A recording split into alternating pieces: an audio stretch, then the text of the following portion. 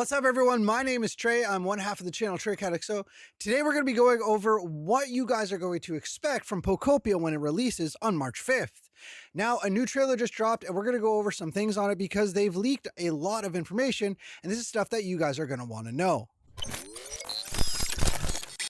Now, the first thing that I want to talk about is it looks like this game is set in a post-apocalyptic type setting after something happened where Pokemon and humans are no longer inhabiting this area, which I think is actually a kind of cool concept when it comes to a Pokemon game. Like, you can see here that the Pokemon Center has completely degraded, moss has grown on it, and if you looked at the part of the trailer before here, you could see that everything just looks like it's dead. Also, if you looked at the original trailer, also it is in this trailer, there's a scene where Ditto is looking at a Pokedex, and it looks like it's with its trainer, and that must have been in the past at some point, and it was trapped in the Pokeball in that cave where you emerge from.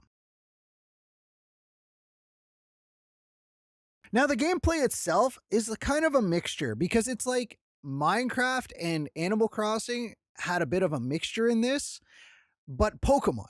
So like you have a crafting bench and you can make things, and you are going to obviously have to go collect things by using your Pokemon moves that you copy from your Pokemon friends. But then you can build like it's Minecraft, like you can with this bridge. And then you can have a floating island above a lake like that, which is very, Minecraft type logic.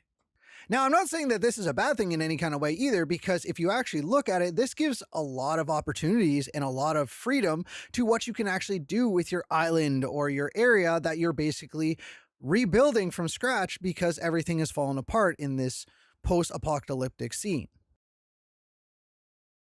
And another thing that's cool with this is that you could actually transform into some of the Pokemon, so you can actually have more accessibility to other islands and other areas.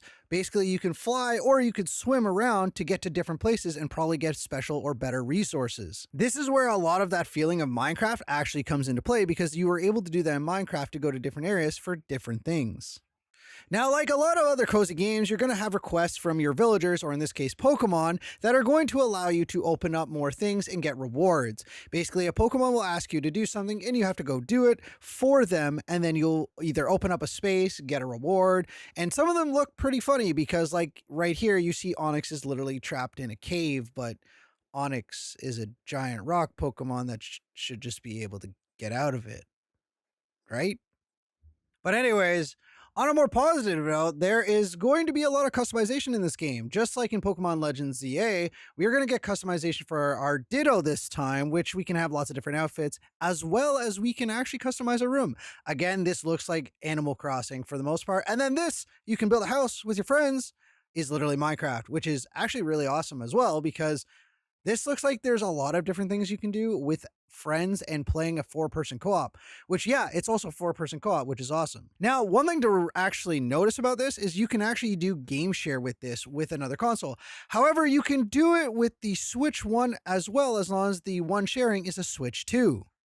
Now, personally, my favorite part is that we're getting new variants for different Pokemon. Right here, right off the rip, we get to see a Tangrowth that is completely different from the original. And this is going to be your main companion that you talk to get a lot of requests, as well as kind of guide you through the game, I believe. And honestly, it looks pretty cool. And I think that the fact that it has a TM on its head just kind of sitting there is actually really, really funny.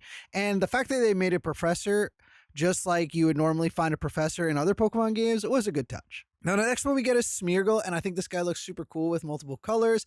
Not much of a change, but the colors added is a cool touch. Then after that, I think this is probably one of the coolest ones that I've seen so far, and I'm hoping we get more than just these 4, is Pikachu, but Ghost Pikachu. You guys cannot tell me that this thing does not look absolutely and utterly adorable, and I am so excited to see this in hopefully future games as well. And then the absolute best of them all, Mosslax. Guys, Mosslax is just Snorlax, but covered in moss, because he's just been sleeping there forever and now been covered in moss. So overall, I'm super excited for Pokopia. I think that's going to be a really cool, different kind of Pokemon game, a cozy Pokemon game that's going to give me the feel of Minecraft, Stardew, and Animal Crossing kind of all in one, mixed in with, obviously, Pokemon itself.